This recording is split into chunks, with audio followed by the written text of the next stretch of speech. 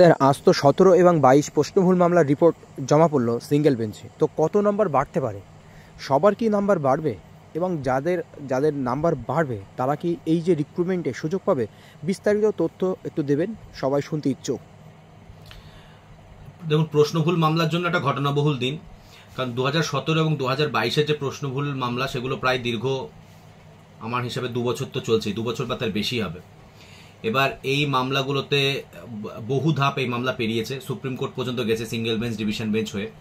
Supreme court থেকে আবার আমাদেরকে ফিরে আসতে হয়েছে এবং ডিভিশন বেঞ্চের নির্দেশে আলটিমেটলি 2024-এর আগস্টে কমিটি ফরমেশন হয়েছে, multiple committees for multiple subjects. এবার সেই বিষয়ভিত্তিক যারা এক্সপার্ট ছিলেন তারা তাদের রিপোর্ট ইনকমপ্লিট রেখেছিলেন, কারণ কিছু প্রশ্নে তারা ঐক্যমতে আসতে পারেননি, তার জন্য আবার বোর্ড মডিফিকেশন চাইলো। মাঝখানে অনেক কটা স্টেপ গেল, আমাদের অ্যাংজাইটি যাই বলুন বাড়লো। তারপরে আলটিমেটলি জাস্টিস সোমেন সেনের নেতৃত্বাধীন বেঞ্চে মামলাটা অ্যাসাইন হলো এবং সেই মামলার প্রেক্ষিতে 3 সপ্তাহের মধ্যে রিপোর্ট দেওয়ার কথা ছিল। এবার তাতেও রিপোর্ট যখন জমা পড়ছিল না, আমরা অপেক্ষায় ছিলাম যে রিপোর্টটা জমা পড়বে, তার ভিত্তিতে হয়তো মামলাগুলো নিষ্পত্তি হবে এবং তারপর বোর্ড রিক্রুটমেন্ট নোটিফিকেশন দেবে।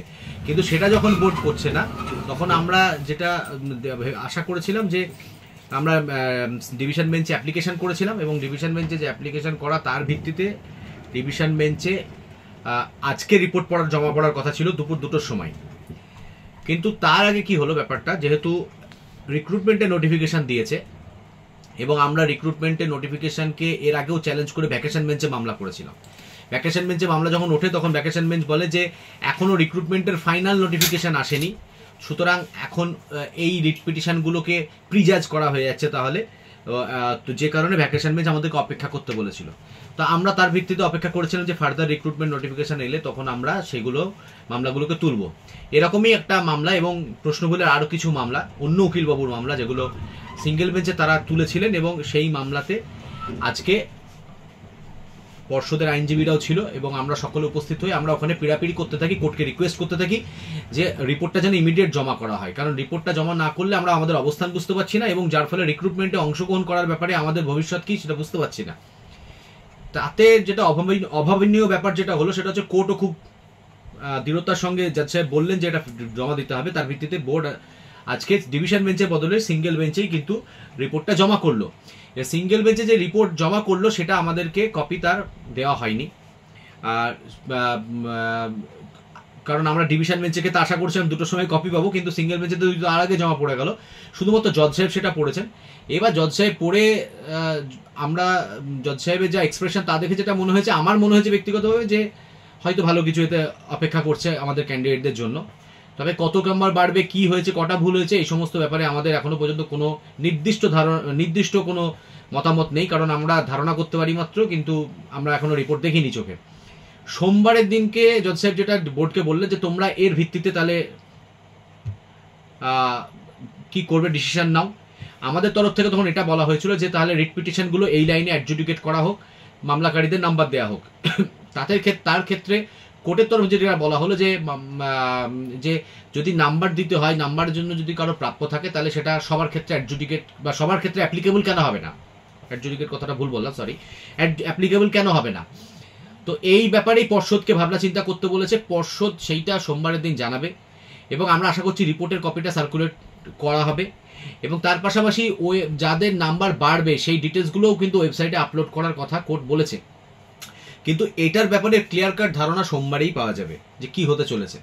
এবার স্বাভাবিকভাবেই পার্টিসিপেশনের ব্যাপারে একটা প্রশ্ন থেকে যায়। প্রথমে বলি, পার্টিসিপেশন নিয়ে কোর্টের মধ্যে কিছু হয়নি, কারণ হচ্ছে আমরা খালি পার্টিসিপেশনের ব্যাপারে আমাদের অ্যাঙ্গুইশটা বলেছি যে 9 তারিখ লাস্ট ডেট, আমরা না পেলে মুশকিল হবে, কারণ আমরা পার্টিসিপেশন নিয়ে মামলা করেছি। তো কোর্ট তাতে বলছে আমরা এইসব ব্যাপারে ওয়াকিবল আছি, বোর্ডও বলেছে। এবার বাইরে তারপর যেটা মনে হলো যে নাম্বার বাড়লে বোর্ড পার্টিসিপেশনের ব্যাপারে আপত্তি করবে না, ঠিক আছে, এই ব্যাপারে আমাদের যেটা কথোপকথন তা থেকে যেটা উঠে এলো ব্যাপারটা, তো এটা আমরা ওয়েলকাম করছি এই ডিসিশনটাকেও। এবার কি রিপোর্ট আসছে, তাতে আমাদের কতজন পাস করছে, রিপোর্ট আমাদের পক্ষে যাচ্ছে কিনা আদৌ, এগুলো অবশ্যই দেখে নেওয়ার ব্যাপার আছে। তার ভিত্তিতে আমাদের সিঙ্গেল বেঞ্চের যে রিট পিটিশনগুলো আমরা সেগুলো এবার তুলবো, কারণ আমাদের রিট পিটিশন যেগুলো আমাদের ইন্ডিভিজুয়াল যাতে আমাদের মামলা যেগুলো ছিল সেগুলো আমরা আজকে লিস্টে রাখিনি, কারণ আমরা ডিভিশন বেঞ্চের জন্য অপেক্ষা করছিলাম। তবে যদি এটা সার্বিকভাবে হয়, তাতে রিট পিটিশন যদি আমাদের লিস্টেড নাও থাকে তার অর্ডারের বেনিফিট আমাদের ক্লায়েন্টরা পাবে, অ্যাজ ওয়েল অ্যাজ বাকিরাও সবাই পাবে। তবুও আমরা সোমবারের দিনকে আমাদের রিট পিটিশনগুলোকে মেনশন করে দেবো। আমরা রিপোর্টের কপিটা দেখবো যে আমাদের কতজন ক্যান্ডিডেট তার মাধ্যমে বেনিফিটেড হচ্ছে। যদি দেখা গেলো রিপোর্ট কিছু ক্ষেত্রে অ্যাবসার্ড বা দেখা গেলো আমাদের মতের সাথে মিলছে না, সেখানে কিছু আঙুল তোলার ব্যাপার রয়ে যাচ্ছে, তাহলে আমরা কিন্তু সেই পয়েন্টগুলোকে কোর্টের সামনে হাইলাইট করব। তবে অবশ্যই এটা যদি যে একটা ক্যান্ডিডেটও পাস করে সে যেন রিক্রুটমেন্টে প্রসিড করে যায়, সেটা আমরা চাইছি।